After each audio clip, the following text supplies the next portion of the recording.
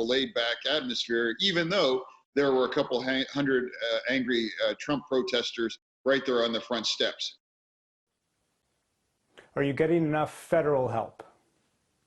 I can't speak to that specifically, but what I can say is that this is an issue that has been the #1 priority for the governor and the Capitol Police Department in Harrisburg, and they have taken every preventative step to make sure that there are no exposed vulnerabilities, that the complex is shut down. And I really, again, don't anticipate that there's going to be anything on the order of what happened in in Washington last week, especially since no one's there and the entire complex is closed this entire upcoming week.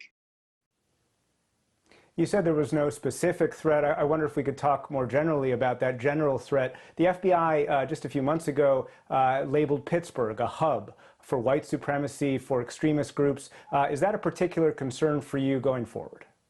Well, you have to consider every angle.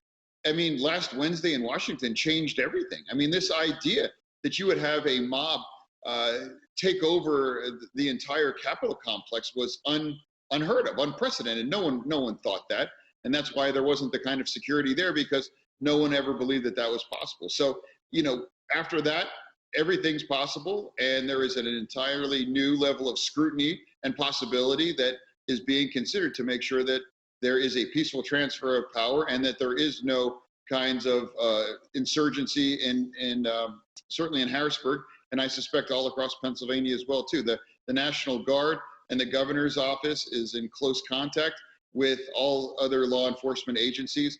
And as I said, there isn't a specific plot in mind that I'm aware of, but nevertheless, everyone is on high alert just to make sure that everything goes smoothly, and whatever protests there are peaceably, constitutionally guaranteed rights to protest.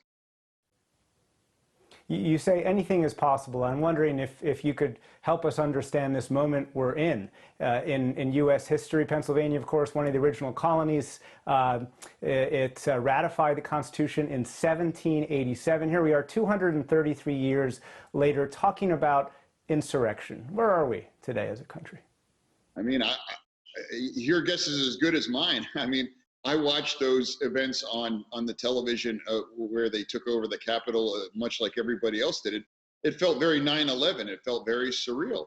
But what we have to remember is, on the upside, that the guardrails held in America. And Pennsylvania was the target of more smears and lies regarding our electoral security than any other state. And at the end of the day, we had 3 instances of voter fraud out of over 7 million ballots cast. And the Justice Department, the president's own Justice Department, just signed off on the fact and said there wasn't any fraud or any activity that would closely resemble that in Pennsylvania. So, what kind of a new era are we in? We're in an era that we're not able to take the peaceful transition of power for granted, like we were able to for the entire history of our country. And that needs to change. We can never look at that again. And we also have to confront this idea that when you are maliciously lying and creating and fomenting chaos, that can't be permitted on a platform that affords you to spread things in an unprecedented speed to an unprecedented number of people. And this idea of slapping a warning on these kind of things, that doesn't include the fact that, but for this idea that this election was stolen and rigged and they're trying to steal this country from you. I mean, there's a straight line from those kind of incendiary statements, banging, repeatedly being tweeted, retweeted, and repeated for 2 months straight. And it all culminated in what happened in Washington, D.C. I mean, there's a lot that has to be considered.